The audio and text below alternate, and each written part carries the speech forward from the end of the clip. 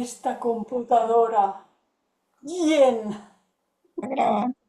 Este bien va a quedar en la grabación, ¿eh? Mm.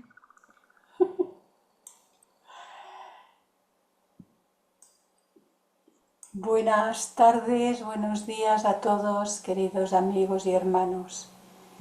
Bueno, hemos pasado un periodo veraniego, al menos aquí en el hemisferio norte, que es cuando hacemos las vacaciones, y hoy retomamos nuestras tareas y esperamos que podamos compartir todas estas interesantes cuestiones relacionadas con la teosofía. Así que continuamos justo donde lo dejamos el último jueves del mes de junio. Y tenemos en la segunda parte del conocimiento de sí mismo de Taimni, que nos habla de la disciplina y el conocimiento de sí mismo. Y en este capítulo nos habla del desarrollo de Buddhi. Ahora ya todos sabemos qué es Buddhi, de qué se trata Buddhi. Hoy es día 4 de septiembre y tenemos que recordar que aquellos que no quieran que su imagen aparezca en la grabación que será colgada en la página YouTube de Bhakti pueden cerrar su cámara haciendo clic sobre el icono que aparece en la barra de herramientas de sus pantallas. Y como siempre vamos a tener unos momentos de silencio preparándonos para esta tarea que vamos a compartir. Y recordando siempre mantener en nuestra mente y en nuestros corazones a todos los reinos de la tierra, los visibles y los invisibles, a todos los seres en todos los lugares, que todos tengan sitio en nuestro corazón, porque en nuestro corazón cabe todo.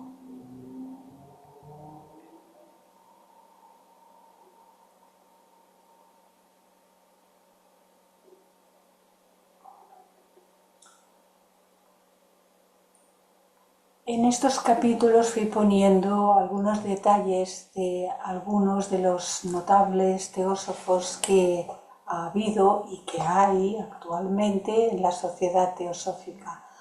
Y aquí tenemos una breve reseña de la señora Tran Thi Kim Dew sobre un reportaje, una entrevista que le hicieron en el periódico La Vanguardia. Esta es del 2017, pero la tenía yo en archivo y la información es actual. Nos dice ella: tengo 67 años, en el 17, 8 más ahora. Nací en Saigón y vivo en muchos sitios. Presido la Federación Europea de la Sociedad Teosófica. Soy soltera y no tengo hijos. ¿Política? Compartir con equidad, que es la justicia realizable. Hay una inteligencia superior que rige el universo y está en todos. La señora Dew me escruta con curiosidad, dice el periodista, y le divierte contestar a mis preguntas. Me hace sentir a gusto y empiezo a mirar con simpatía su teosofía, escuela de pensamiento a la que se acercaron Thomas Alva Edison, Alexander Scriabin, Vasily Kandinsky, Antonio Machado, Mario Rosso de Luna, Amado Nervo y quizá Valle Inclán. He de añadir que hubo todavía muchos más de ciencia y de artes que estuvieron vinculados a la sociedad teosófica. Y añade: a juzgar por su obra, en respecto de Valle Inclán, por su obra La lámpara maravillosa, cuajada de esoterismos filosóficos. Cabe decir que la señora Kim Deal es una trabajadora incansable. Y ahora seguimos con nuestra tarea en el estudio de Taimni, conocimiento de sí mismo. Y nos dice, después de tratar de las funciones de Buddhi, que fue en el capítulo anterior, el último en junio, ahora podemos llegar al problema principal, es decir, al desarrollo de esta importante facultad. Al tratar de este problema es necesario explicar desde el principio que el desarrollo de la conciencia búdica, que depende del desarrollo del vehículo búdico, no es tarea fácil y requiere una gran seriedad de propósito. Es una cuestión de evolución lenta en el caso de la mayoría de las personas y exige una serie de vidas para su desarrollo y perfección. Esto referido exclusivamente al desarrollo de Buddhi, con lo cual significa que el desarrollo de todos los anteriores que van por delante antes de llegar al desarrollo de Buddhi, esto ya se habrá hecho llegado este momento. Es cierto que en algunos casos excepcionales en que la naturaleza espiritual ya está bien desarrollada y en que solo existe dificultad simplemente por lo que se refiere a hacer descender la conciencia superior a los vehículos inferiores, el desarrollo puede presentarse sorprendentemente rápido. No es el desarrollo, sino la rápida liberación en los planos inferiores de un poder que ya ha sido desarrollado en los superiores, en los espirituales. En el Jataka leemos historias de cómo el señor Buda perfeccionó esta facultad y su naturaleza espiritual, viviendo una serie de vidas altruistas y de bondad antes de convertirse en Bodhisattva. Estas historias puede que no sean literalmente ciertas, pero ilustran un principio importante, que el desarrollo espiritual, como todas las cosas en la naturaleza, es una cuestión de evolución y de desarrollo lento, y aquellos que no están preparados para pagar el precio de una paciente autodisciplina no pueden esperar recoger los frutos de la iluminación y la liberación de las ilusiones y de los sufrimientos de la vida inferior. Y sabemos que todo ser desea dejar de sufrir. Nadie quiere sufrir y si está sufriendo desea dejar de sufrir. Pero para dejar de sufrir no cabe duda de que hemos de realizar todos estos cambios que la teosofía nos presenta en los diferentes tratados.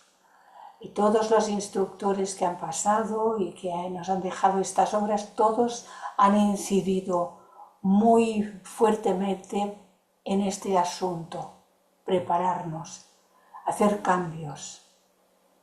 Sigue diciéndonos Taimni, es necesario tener presente estos hechos en estos días de prisas y apremios, cuando la gente quiere adquirir todas las cosas por métodos rápidos y se impacienta ante todo fin y todo medio que exija paciencia y perseverancia y que no ofrezca ninguna perspectiva de éxito en una vida, ninguna perspectiva de éxito de pronto. Sin más, ahora sabemos y nos han llegado a lo largo de los años que en lugares hay que se hacen cursos en los que por un precio X, a veces módico y a veces nada módico, pues te ofrecen el oro y el moro de la espiritualidad. Y la gente va, llenan. ¿Qué le vamos a hacer? Vemos, pues, que la decisión de perseguir la meta inexorablemente, sin acobardarse ante los fracasos, sin entusiasmarse por el éxito superficial o temporal, es la primera cualidad para pisar este sendero. Aquellos que no han tomado esta determinación y que emprenden este trayecto simplemente como una distracción o como una reacción de las agitaciones y atracciones de la vida del mundo, están condenados al fracaso y al desengaño. Quieren mucho a cambio de nada. Si una persona tiene esta intensidad de propósito y está motivada por intenciones rectas, el primer requisito al embarcarse en esta divina aventura es poner los cimientos, y esto significa desarrollar la fuerza, el altruismo y la pureza de orden superior. Se necesita un carácter fuerte porque el descenso de la conciencia superior a los vehículos inferiores, tal como lo vemos en los gráficos, imprime una tensión muy seria sobre esos vehículos, y a menos que la fuerza de carácter se haya desarrollado ya hasta un grado considerable, existe el peligro, aún más, la seguridad de un fracaso de naturaleza más o menos seria. Cuando queremos servirnos de una corriente eléctrica de elevado voltaje, siempre es necesario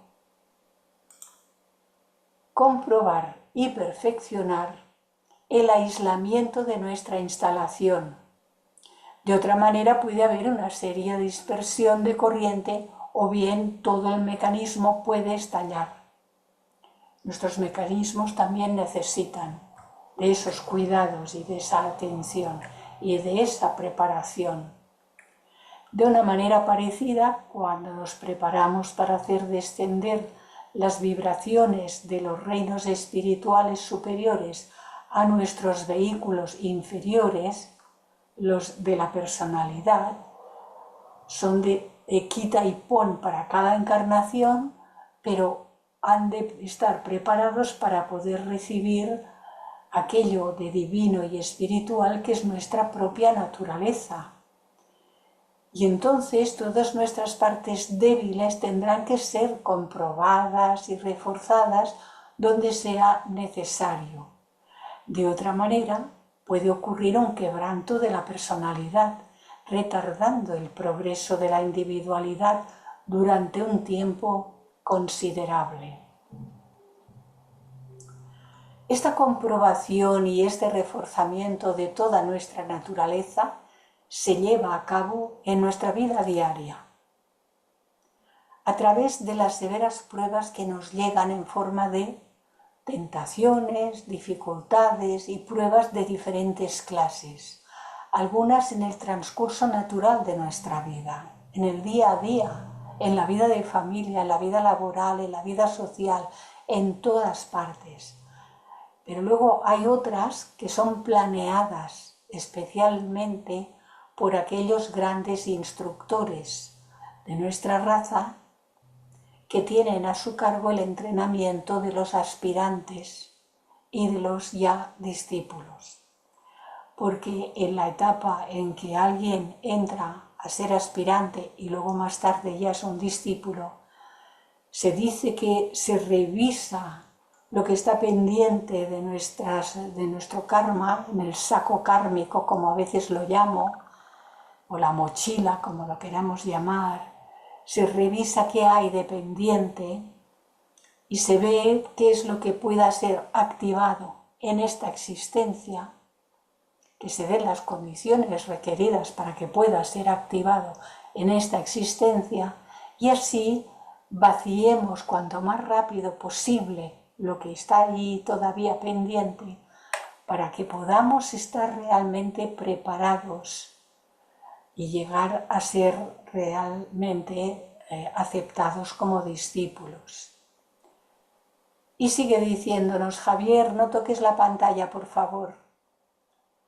Como resultado de este entrenamiento y de esta autodisciplina, el aspirante desarrolla gradualmente una fuerza como la del acero, que puede soportar tremendas presiones sin romperse. sobre todo cuando se refiere a las tensiones en el sentido mental y emocional, es decir, todo lo psíquico, porque uno puede tener la salud física más o menos regular y a veces bastante, pero el aspecto ético, el aspecto moral debe de estar muy bien preparado y el estado mental y emocional debe de estar muy equilibrado. Y entonces todo puede marchar hacia adelante. Otra cualidad necesaria en la preparación de los cimientos es una visión altruista. Una visión altruista es una visión unitiva, no separativa. Es una visión unitiva con todo y con todos. Esto es muy importante de tenerlo en cuenta. Y nos añade, porque cuanta más fuerza, mayor necesidad de desarrollar los dispositivos de seguridad para que la fuerza no pueda utilizarse en propósitos egoístas ni dañar a los demás. Cuanto más un hombre asciende en la escala de la evolución y cuantos mayores son sus poderes, más capaces no solo de hacer el bien a los demás, sino también de dañarlos si no tuviese esa visión altruista unitiva que no deja nada fuera. Y los poderes, llamémosle las jerarquías que guían al mundo desde los planos internos, desde los planos superiores, elevados, miran que esos poderes no caigan en lo posible en manos de individuos que puedan utilizarlos para cualquier propósito que no sea desinteresado. Además de eliminar de nuestra naturaleza la tendencia a buscar el poder y el prestigio para nuestra glorificación personal, cosa que es tan característica de todos los seres humanos ambiciosos, debemos tratar de liberarnos de esa clase menos aparatosa pero más común de egoísmo que se conoce como egocentrismo. Las vidas de la mayor parte de nosotros giran alrededor de nuestros pequeños intereses y nuestras ocupaciones personales. Eso es el egocentrismo. Yo, mi, lo que me ocurre a mí y todo, y lo de que está alrededor sí, pero en relación conmigo. Y a veces uno dice, no, pero si yo es que quiero el bien de mis hijos, porque yo es que, claro, cuando les pasa algo sufro tantísimo, sufro tanto y me traen problemas. Y entonces cuando uno habla, pues va destapando su propio egocentrismo. Sí, ¿queremos el bien de nuestros hijos? Sí, queremos el bien de nuestros hijos y quizás de más personas y más familiares, pero no siempre es de forma altruista, sino es a cambio de. Y sigue diciéndonos Taimni, nuestro trabajo profesional, nuestra familia, nuestras aficiones, nuestras diversiones nos ocupan prácticamente todo el tiempo y todo nuestro pensamiento. Y pasamos la vida profundamente absorbidos por nuestras pequeñas y triviales cosas, escasamente conscientes de algo más. No resulta difícil ver que una actitud semejante no puede servir de buena base para esa vida omniabarcante e impersonal del espíritu. Hemos de romper esta concha que ampara nuestra vida y nuestra visión si aspiramos a ponernos en contacto con las formas superiores de conciencia.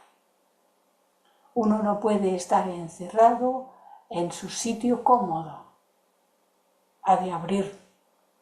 Uno de los métodos más rápidos y eficaces para adquirir esta actitud impersonal y desinteresada es el servicio a nuestros semejantes con un recto espíritu.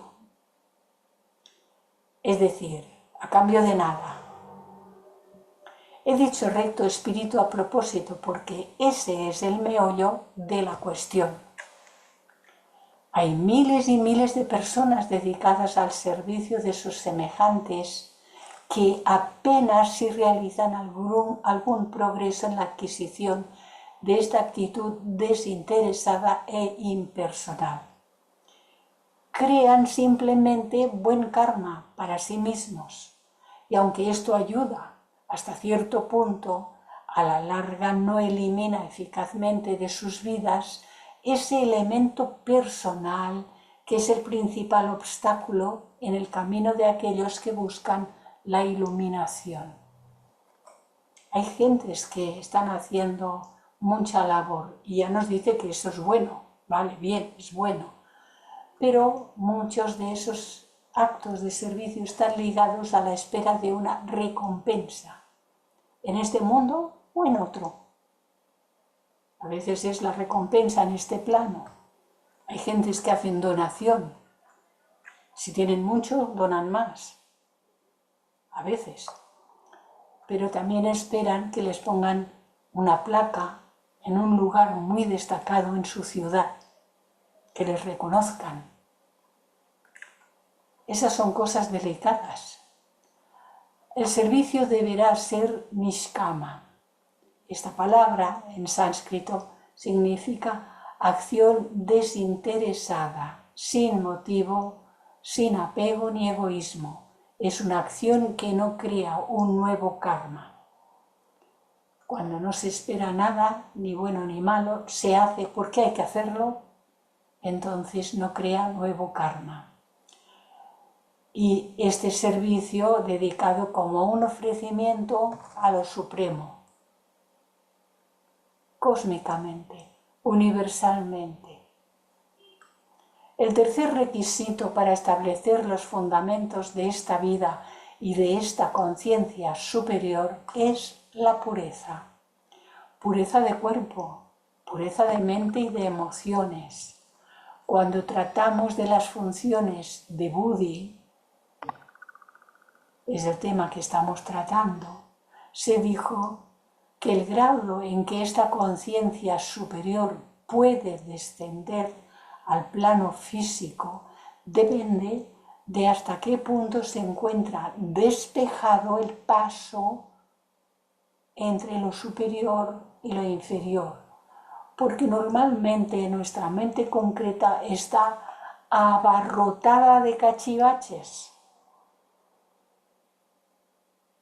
Cuando digo cachivaches, que ya me habéis oído esta palabra en más de 2 ocasiones, me refiero a todas esas cosas que han sucedido en nuestras vidas, que si me hicieron, que si no me hicieron, que si dije, no me dijeron, que si vinieron, por qué no vinieron, que tal, ta.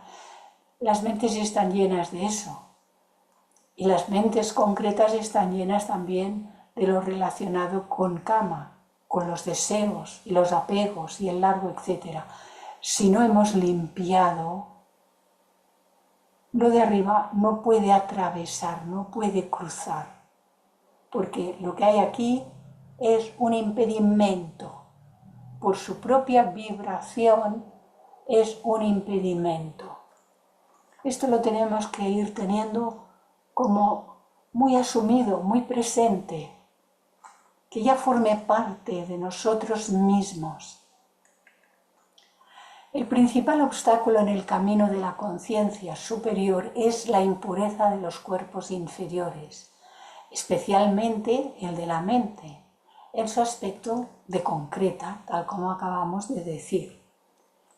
Igual que un espejo empañado de polvo no puede reflejar los rayos del sol, así la mente que es impura es incapaz de reflejar la verdad. E incluso aunque nuestra naturaleza espiritual pueda estar, como resultado de todas las vidas hechas y vividas hasta aquí, pueda estar suficientemente desarrollada en los planos superiores. Pero nosotros, ahora en la actual existencia, nos hemos ido atrapando con las cosas del día a día, con los intereses mundanos, y nosotros continuamos separados de nuestra herencia divina y de nuestras posibilidades divinas en los planos inferiores. Porque como todavía no está todo hecho, todo finalizado, todavía nosotros, aun habiendo desarrollado hasta cierto punto todo lo relacionado con lo superior en nosotros, en la actual existencia podemos lanzarnos a ese mundo y quedar todavía atrapados, embelesados por las cosas que nos ofrecen los escaparates del mundo.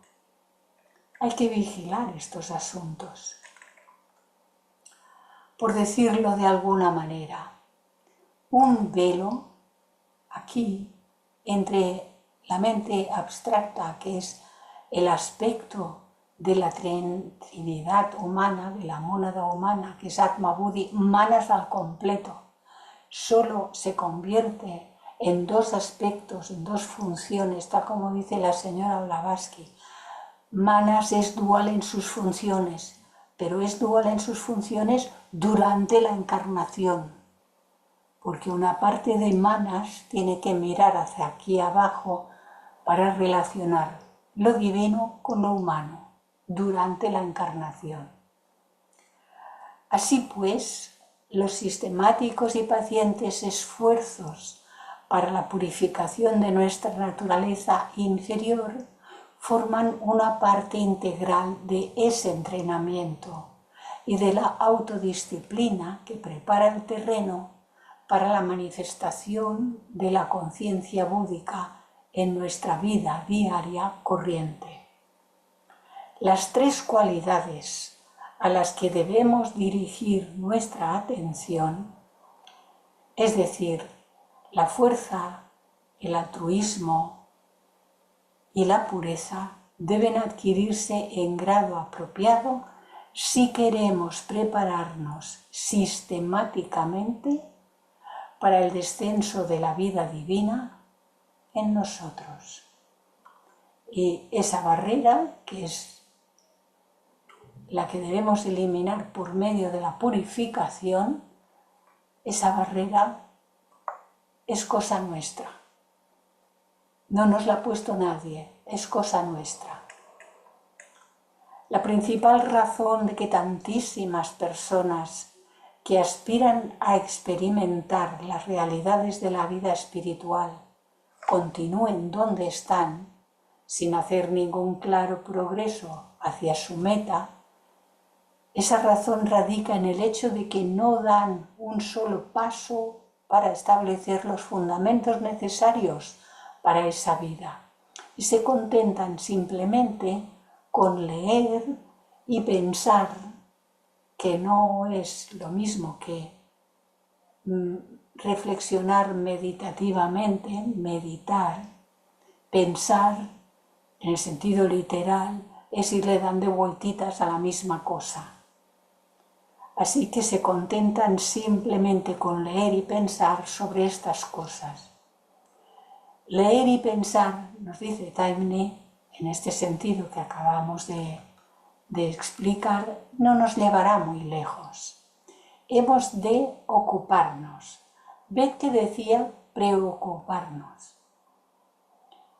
No, hemos de ocuparnos aquí y ahora, porque la preocupación significa ocuparnos de algo anticipadamente, irnos al futuro. Pero cuando nos vamos a imaginar algo sobre el futuro, no nos estamos ocupando de hacer lo que debemos hacer en tiempo real, aquí y ahora.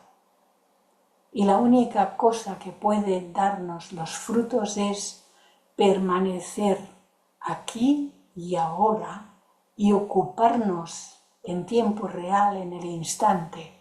Hemos de ocuparnos y hemos de proporcionar aquí y ahora, cada momento, las condiciones necesarias para el verdadero progreso, porque hemos de trabajar en un mundo gobernado por la ley divina, la ley con mayúscula.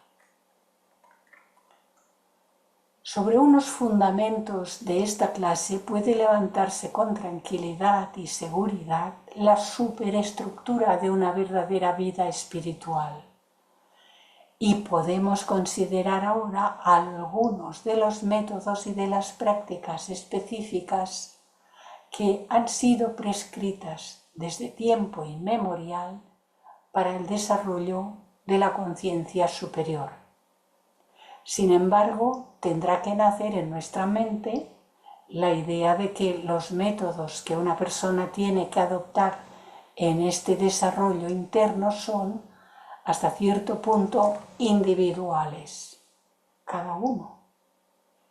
Podemos trabajar grupalmente en el estudio, nos ayudamos mutuamente cuando hacemos estos cursos, cuando se hace una escuela, un seminario. Nos ayudamos mutuamente, pero el trabajo real es interno, es el que hacemos cada uno en nuestro interior. Nadie puede hacerlo por otro, ni siquiera los maestros pueden interferir en eso. Ellos nos pueden inspirar. Si nosotros estamos abiertos a la inspiración, podemos pillar algo de esa inspiración, pero si nosotros estamos cerrados, tal inspiración pasará y no nos enteraremos de nada.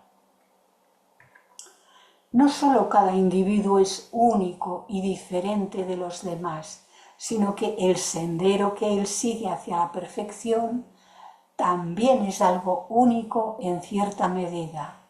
Una idea que está muy bien expresada en el librito Luz en el Sendero, en la frase que dice: cada hombre es absolutamente para él mismo el camino, la verdad y la vida. Estas son palabras dichas por Jesús el Cristo, porque ese principio búdico es el mismo, el principio crístico, y por lo tanto nosotros en nuestro estado interior, en nuestro estado crístico, en nuestro estado búdico, somos para nosotros mismos el camino, la verdad y la vida. Y aquí se repite una vez más lo que acabo de decir hace pocos momentos. Nadie lo puede hacer por nosotros.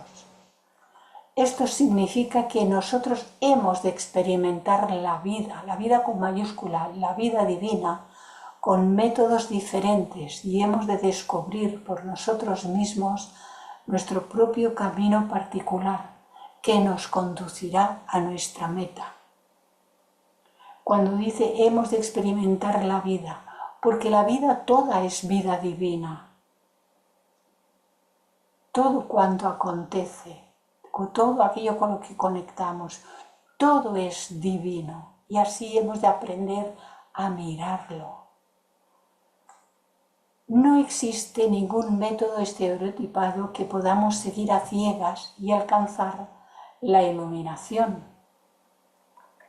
Pero aunque nuestro camino sea único en nuestra búsqueda por nuestros propios métodos individuales, hay ciertas líneas generales a lo largo de las cuales podemos experimentar, y ahora podemos tratar brevemente de algunas de estas líneas generales de aproximación. El primer paso que hemos de dar en esta búsqueda es hacer acopio de todas nuestras energías mentales dispersas. Esto es eso que decía de la mente concreta, que está en tantas cosas, va de aquí para allí, va del pasado a hacer proyectos de futuros, va y viene a la casa de no sé quién, a esta mañana, a ayer, que se dice, que se dice, que no para nunca de parlotear. Este es un paso general. El primer paso es un paso general, no es individual, para unos individuos sí y para otros no. Este es general, todos tenemos que hacer esta tarea. Es hacer acopio de todas nuestras energías mentales dispersas y concentrarlas en el aquí y en el ahora, en los problemas de la vida y en el problema de vivir. ¿Cómo vivimos ¿Qué hacemos con nuestros pensamientos, sentimientos, emociones, con nuestras palabras y con nuestras acciones? ¿Cómo vivimos? En tanto que dejemos que la mente vaya deambulando, este aspecto de la mente vaya deambulando en persecución de toda clase de objetos sin ningún objetivo central, sin ninguna autodirección, estamos condenados a permanecer enredados en las mallas de la ilusión. Y la verdad permanecerá siempre oculta a nuestros ojos. Como muy bien se ha dicho, la mente es el gran destructor de lo real. Que el discípulo destruya al destructor, dice también en la obra de Blavatsky. Y podemos destruir a la mente, es decir, porque no se trata de destruir la mente y quedarnos sin mente. Manas es parte de la tríada divina en nosotros. Atma, Buddhi, Manas es uno. No se trata de destruir literalmente la mente. Podemos adquirir la capacidad de ver a través de sus ilusiones y hacer desaparecer la barrera por medio de esa purificación. Y podemos hacerlo solamente si enfocamos la luz de la conciencia en la misma mente. La iluminamos porque quitamos las barreras y la iluminamos y tratamos de ver cómo lo modifica y distorsiona todo esta mente, esta parte de la mente, antes de que llegue a nuestra conciencia. Y cuando hemos quitado la barrera y puede ser iluminada esta parte de la mente, esa iluminación puede alcanzar al aspecto cerebral, hasta abajo del todo. Solo cuando somos capaces de ver que todas las cosas que van llegando a nuestra conciencia lo hacen a través de la mente, de entrada hacia arriba, a través de la mente, de bajada desde lo espiritual hacia la personalidad, a través de la mente, siempre en ambas direcciones, a través de la mente. Entonces es cuando podemos llegar a ser conscientes de las ilusiones que ella crea, que la mente crea.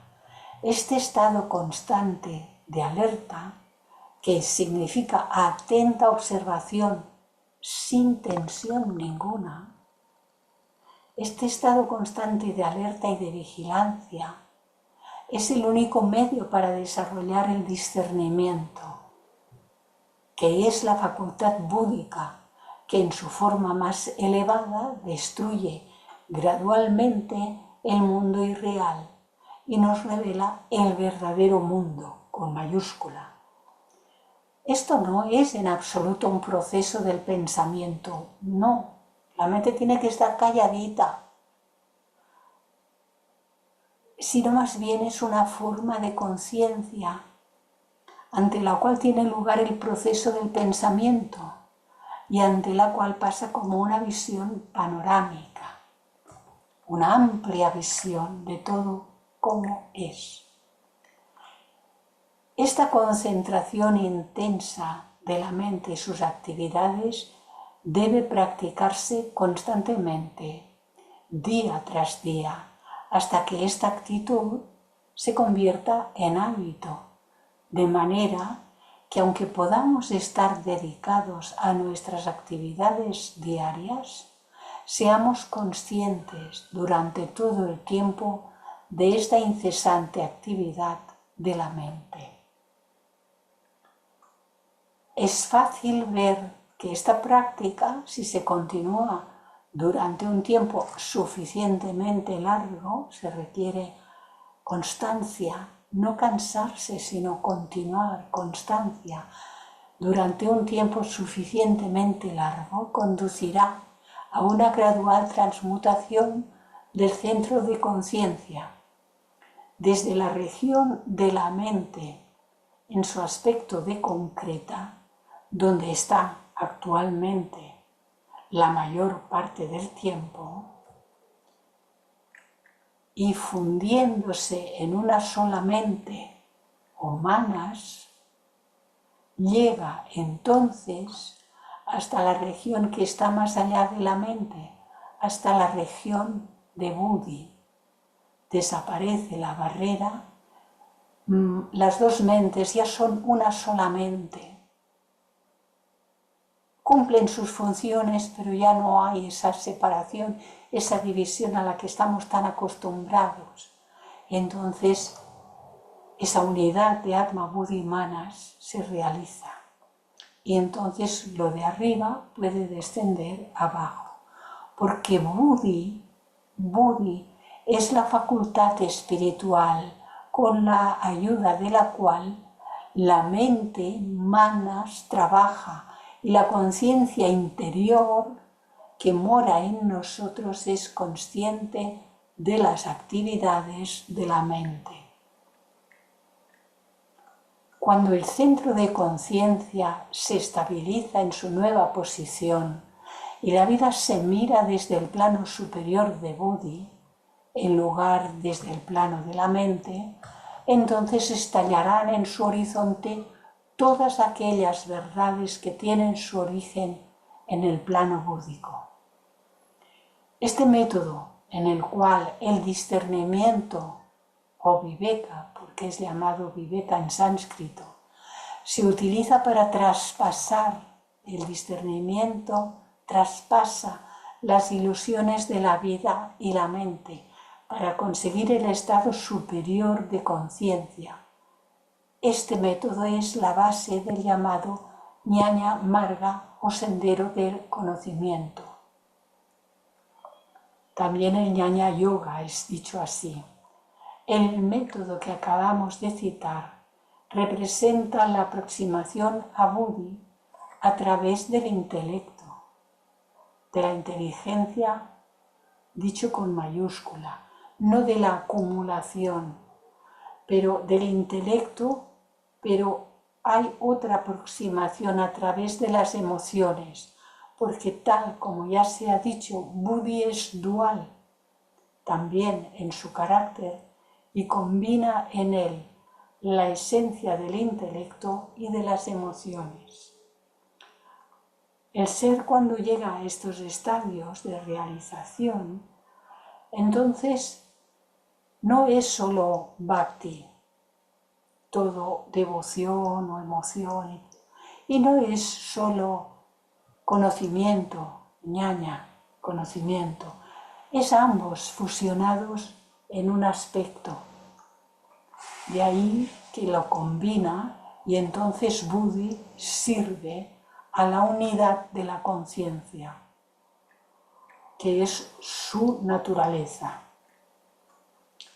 Este segundo método que se adapta a las personas de temperamento sumamente emocional es conocido como Bhakti Marga.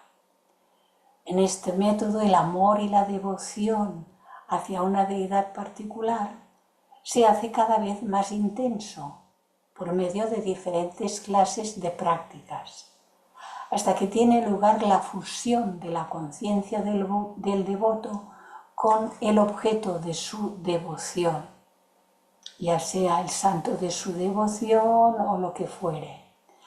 Todos sabemos cómo la incidencia de la luz choca con cualquier objeto en la superficie de la Tierra. La fricción eléctrica generada en las nubes induce su carga contraria en la superficie de la Tierra. Y a medida que el voltaje eléctrico de las nubes va en aumento, la tensión entre las dos cargas opuestas también aumenta cada vez más. Llega un momento en que la tensión se hace tan grande que la resistencia del aire que separa las dos cargas opuestas estalla y un destello luminoso anuncia la unión y la fusión de las dos cargas opuestas y se produce el relámpago. Algo parecido sucede Cuando la conciencia del devoto y la del objeto de devoción se fusionan en el éxtasis que precede siempre a la visión del místico. Durante algún tiempo la conciencia del devoto escapa hacia el plano búdico y allí descubre que aquello que ha sido el objeto de su devoción no son dos, sino uno, son el mismo. Luego la conciencia regresa de nuevo a la personalidad, pero trae la esencia de lo vivido. No desaparece, no se pierde. Esas vivencias no se pierden ni siquiera con la muerte, porque quedan en el ser. Aunque hayan llegado a la conciencia de la personalidad, no mueren con la personalidad, quedan en la conciencia del ser y no perecen, no desaparecen. A partir de aquel momento, aunque la conciencia directa del plano búdico pueda no estar presente, sin embargo, la visión que se ha visto sirve como poderosa fuente de inspiración y las corrientes del plano búdico continúan fluyendo a través del canal que se ha creado. Ningún tratado de los métodos que se utilizan para el desarrollo de la conciencia búdica puede ser completo sin una referencia al Gayatri, la repetición del cual constituye una parte esencial de la práctica religiosa diaria de los hindúes.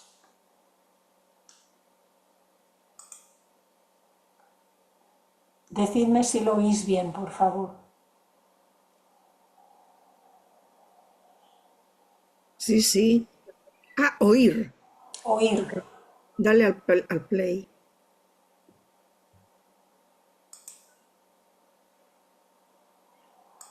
Es que se había movido sin... Vale, ahora sí.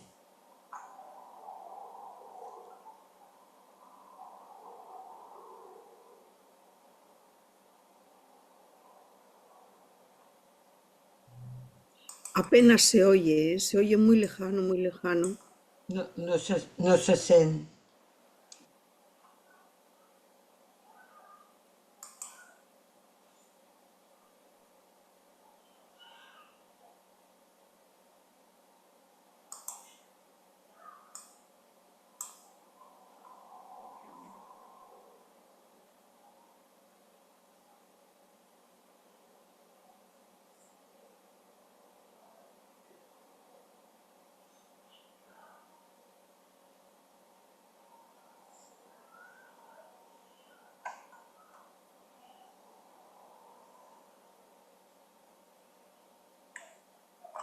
¿No?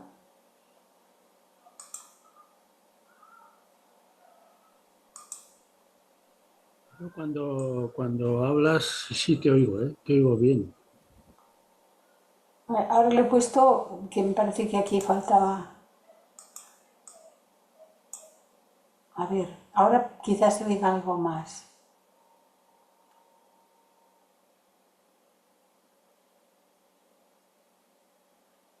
Ahora empieza.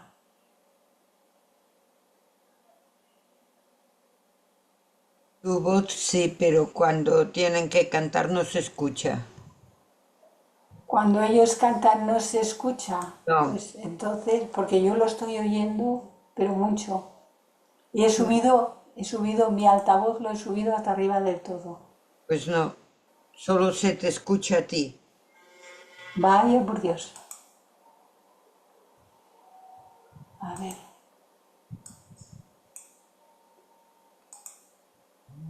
A ver, tendremos que pasar a la siguiente diapositiva porque esto es algo que no me es asequible ahora para poderlo resolver. Así que nos habla del Gayatri. Yo que estaba a la mar de contenta porque pensaba que se podría. Esto es las ilusiones, ¿eh? O sea que nada. Sigue diciéndonos Taimni, es verdad que el modo como este mantra se recita diariamente por millares de ortodoxos hindúes, sin comprender su significado y sin prestar atención a los demás aspectos del sadhana, no produce ningún resultado apreciable. Esto ya lo puse en este color para que nos llame la atención, porque este tipo de cosas no se pueden ir diciendo y repitiendo como cualquier cosa. Porque además se dice, por ejemplo, con respecto al Om, que tiene unas notas, tiene unas vibraciones y que se ha de recitar de una manera correcta y que por suerte o por fortuna las gentes no sabemos recitar el Om, no sabemos cantarlo adecuadamente y así no nos produce nada, ni bien ni mal.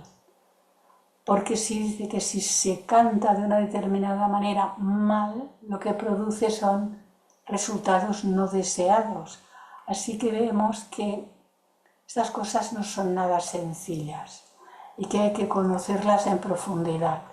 Y de lo contrario, si uno no conoce más, pues es mejor cantar una canción sin tanta profundidad y sin tantos riesgos, por decirlo de una manera sencilla. Sigue Taimni, pero sin embargo no cabe duda de que es una de las prácticas más poderosas y efectivas proporcionadas para el desarrollo de la conciencia búdica, con tal que el japa, que es así llamada la repetición, se lleve a cabo de la manera adecuada y bajo las debidas condiciones. El japa del Gayatri debería ser considerado como un experimento científico y como en todos los experimentos científicos es necesario proporcionar las condiciones necesarias si queremos obtener los resultados apetecidos. ¿Cuáles son estas condiciones? Nos dice, no es posible hablar de ellas aquí, pero es necesario decir unas cuantas palabras con relación a la racionalidad de esta práctica religiosa prescrita por los antiguos rishis para mantenernos armonizados con nuestra naturaleza superior. Hay dos factores importantes involucrados en la repetición del Gayatri, uno solamente mecánico, el otro relacionado con la conciencia. Cuando sentimos una intensa y ferviente aspiración por la luz que solo puede llegarnos de adentro, originamos una tensión particular en nuestra aura que abre un paso para el descenso de las fuerzas de los planos superiores. Como experimento científico sabemos que si tenemos un recipiente cerrado con dos aberturas y empezamos a vaciarlo sacando el aire a través de una de las aberturas, el aire tenderá a precipitarse en la vasija vacía y la ocupará por el otro extremo. De la misma manera, cuando sentimos una intensa y ferviente aspiración por la luz de nuestro yo superior y nos vaciamos de nuestros pensamientos y deseos personales, el yo superior responde inmediatamente y la luz de Buddhi inmediatamente, casi mecánicamente, tiende a iluminar nuestra personalidad. La respuesta es automática. Pero desde luego la aspiración debe ser verdadera, debe salir de nuestro corazón y el japa, la repetición, debe ser no solo la repetición de una fórmula o un ejercicio mental. Ahora bien, el Gayatri, si examinamos el significado del mantra, hay una oración dirigida a la deidad solar, a la conciencia universal en la base del sistema solar, para que nos dé más luz, la luz de Buddhi. Y si repetimos esta oración constantemente, seriamente, Si nos ponemos en contacto con la idea subyacente, entonces, por decirlo así, se evoca la fuerza correspondiente, se absorbe desde los planos superiores y ello hace que los vehículos superiores resplandezcan con más brillo. Y esta vida acrecentada en los planos superiores se refleja con una mayor luz de verdadero conocimiento y una mayor visión espiritual en la personalidad, a través de la personalidad. El otro efecto de recitar el Gayatri es de naturaleza mecánica y depende de la potencia que se encierra en todo verdadero mantra. El efecto producido por todos los mantras depende del hecho de que todo este universo manifestado se basa en vibraciones de diferentes clases y por medio de la selección de vibraciones de naturaleza adaptable y combinándolas científicamente puede producirse cualquier resultado, tanto en los mundos internos como en los externos. Los rishis de la antigüedad, ante cuya visión los mundos más sutiles eran un libro abierto, investigaron esta cuestión muy a fondo y proporcionaron una cantidad de combinaciones de sonido y pensamiento para conseguir unos determinados resultados específicos. Estas combinaciones están representadas en mantras y el Gayatri se considera uno de los más importantes de estos mantras, un mantra que ha sido proporcionado especialmente para el desarrollo de la conciencia búdica. Actúa no solo mediante la energización del vehículo búdico, sino también mediante la armonización de los vehículos inferiores, tal como nos ha estado explicando, y poniéndolos a tono con los vehículos superiores, de manera que las fuerzas de los planos superiores puedan pasar sin obstáculo a través de los planos intermedios de la mente y puedan manifestarse en nuestra conciencia física. Sea cual fuere el modus operandi de este mantra, sus efectos en el desarrollo de la conciencia superior son ciertos e importantes, desde luego con tal de que se cumplan todas las demás condiciones necesarias. Todas estas líneas de desarrollo a las que nos hemos referido antes convergen y finalmente conducen a la práctica del Raja Yoga. Y las etapas avanzadas de la conciencia búdica no pueden alcanzarse sin pasar por esos ejercicios mentales intensivos y por esa autodisciplina que la práctica del Raja Yoga comporta. El completo y consciente funcionamiento del mismo vehículo búdico solo es posible cuando la mente y las emociones se trascienden completamente y el candidato es capaz de elevarse en el samadhi hasta el plano búdico. Estando aquí, encarnado, ir ascendiendo de plano en plano hasta alcanzar el plano búdico y añade Taimni y hasta planos todavía más superiores. Entonces y solo entonces es capaz de ver la vida tal como es en realidad, de conocer el secreto de su existencia y de descubrir realmente aquellas verdades eternas de la vida espiritual que hasta entonces él solo había percibido que eran verdad y las daba por sentadas apoyándose en la fuerza de su intuición. Después de haber visto una vez la visión, aun cuando pueda sumergirse de nuevo en la vida inferior, nunca más puede ser dominado totalmente por sus ilusiones y vive constantemente en la luz de la conciencia superior. Gradualmente, a medida que asciende en la escala de la evolución, esta conciencia trascendente del plano búdico se convierte en una parte de su conciencia normal y entonces desciende a los planos inferiores solo cuando su trabajo requiere su presencia aquí abajo. De lo que se ha dicho se desprende que la autodisciplina adecuada es una parte necesaria para el entrenamiento del desarrollo de la conciencia búdica. Es verdad que el logro de la conciencia búdica es cuestión de percepción de las realidades internas, pero esta percepción solo es posible a través de vehículos puros, serenos y armónicos. Nos lo va repitiendo.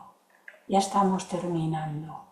Estas condiciones se consiguen no simplemente deseándolas, sino a través de una autodisciplina prolongada y rigurosa, lo cual significa la transmutación de nuestros ideales espirituales en recto vivir y recto pensar. La reflexión sobre lo que son estas condiciones y sobre la manera en cómo pueden conseguirse es una parte de la filosofía y de la técnica del yoga, de lo cual trataremos brevemente más adelante. Y aquí termina nuestro trabajo para el día de hoy. Continuaremos aquí el próximo jueves. Y ahora, si os parece, dejamos de compartir y pasamos a la galería. Como hemos empezado un poquito más tarde por aquello de que no había manera de que funcionase correctamente, la cosa se nos ha complicado un poquitín. ¿Qué tal? ¿Cómo ha ido esto? Muchísimas gracias, Clarisa. Hola María, Un gusto verla tanto tiempo, está muy linda. para mí también es muy agradable Hermosísima, encontraros a todos. hermosísima la clase, hermosísima la clase. Estaba buscando el Gayatri porque yo lo tenía y bueno, se ve que ha pasado mucho tiempo y Sí, me lo ha borrado el teléfono. no sé por qué no se oye en el Zoom, porque en el PowerPoint se oye y yo lo estaba oyendo. Claro, Ahí no sé qué es lo que hay, lo que falla. Pues si es alguna cosa que falla, porque yo fallo porque no la conozco. Todo es posible. Bueno, a ver, sí, bueno,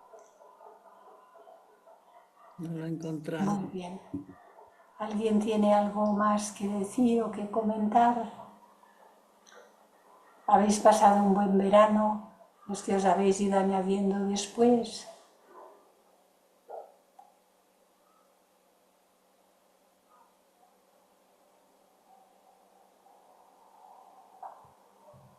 Pues bien, si no hay nada más que decir, yo cierro la grabación.